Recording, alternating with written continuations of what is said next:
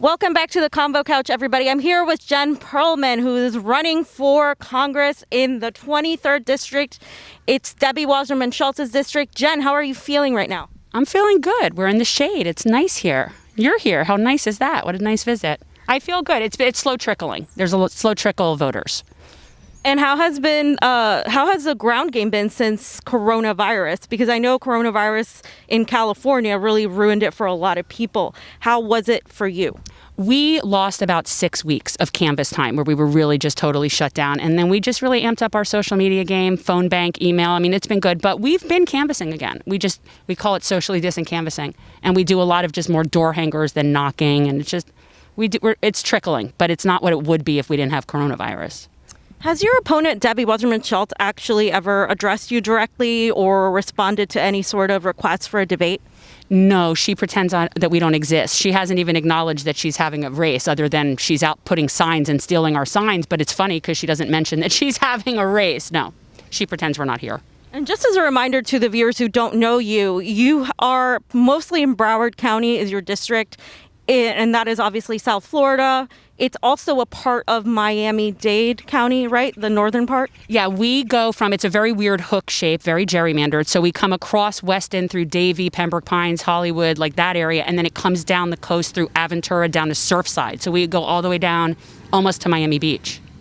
Okay, and tell me a little bit about the voting system, because you're dealing with two different Secretary of States. It's two supervisor of elections, actually. I'm so sorry. And you're also two different types of machines.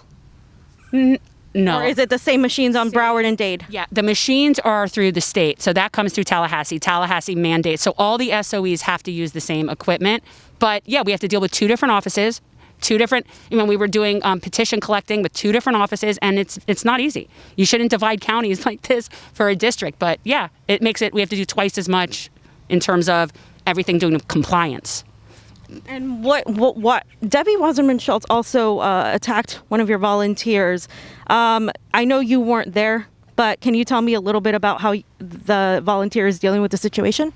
Yeah, she's fine. I mean, she didn't get hurt. It's just, Debbie just shoved her about 4 times, leaned over her, yelled at her, and was just being generally overly aggressive as she was trying to talk to voters. And I wasn't there, so I didn't see it. But my volunteer's not hurt. Nobody's hurt. But she needs to keep her hands to herself. And why do you feel, Florida, we're in a swing state. Sometimes it goes red. Why do you feel like people would be ready for something like Medicare for All and the policies that are so progressive and leftist? Why do you think people are ready for that here in South Florida?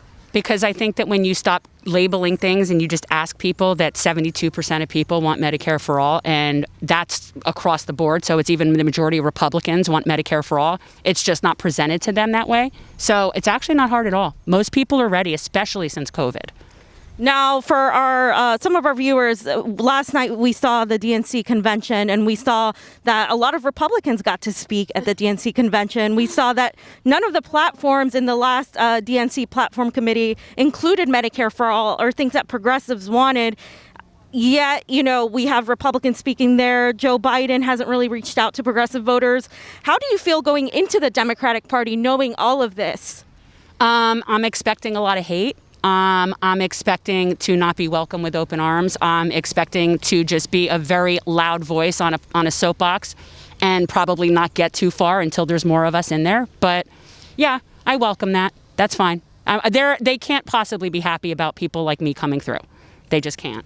And I know Florida is a very difficult state to have an independent or third party, but what do you feel? A lot of people are exiting the party. A lot of people are understandably angry with how they've been treated. Where do you see the future of progressivism going in terms of outside parties? I am a supporter of the concept of any third party, and I, of course, support ranked choice voting, which would help facilitate third parties. But right now, we have closed primaries in this state. That's per our very Republican Florida legislature, and that's not changing anytime soon. So in this state, the only way to do anything is as a Democrat or a Republican. That's just the way it is for right now. Now, I'm hopeful that we're kind of pulling the Democratic Party back to where it's supposed to be, which is the Labor Party. They used to actually be a Labor Party in this country. So we would like that to come back. That's what really we're about, pulling it back.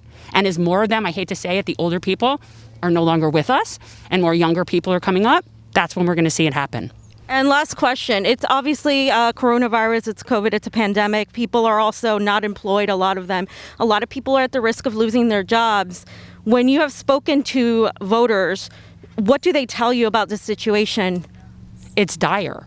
And it's more dire here than not any place, but we have definitely one of the highest income inequality ratios and one of the worst affordable housing problems here. So generally things that affect working people will exponentially hurt them here in this area. So it's a problem. Our unemployment system is a disaster in our state, and people are not. We have 3-mile-long food lines, and then we have a representative that's holding a forum on childhood drowning. I'm sorry, just one more question. What is your number one issue in this district that you are ready to go tackle? Well, not just this district, but my number one thing is Medicare for all. And that's like day one. And again, that's not going to be enough to actually push that forward. It's one more signature. But our area, we have a huge climate problem here. We are below sea level here. And they keep dredging and they keep building and they're not putting money back into the system. And we have representatives that are subsidizing that instead of penalizing it. So we need people that aren't on the corporate payroll. Thank you very much, Jen. Thank you for having me be on your show.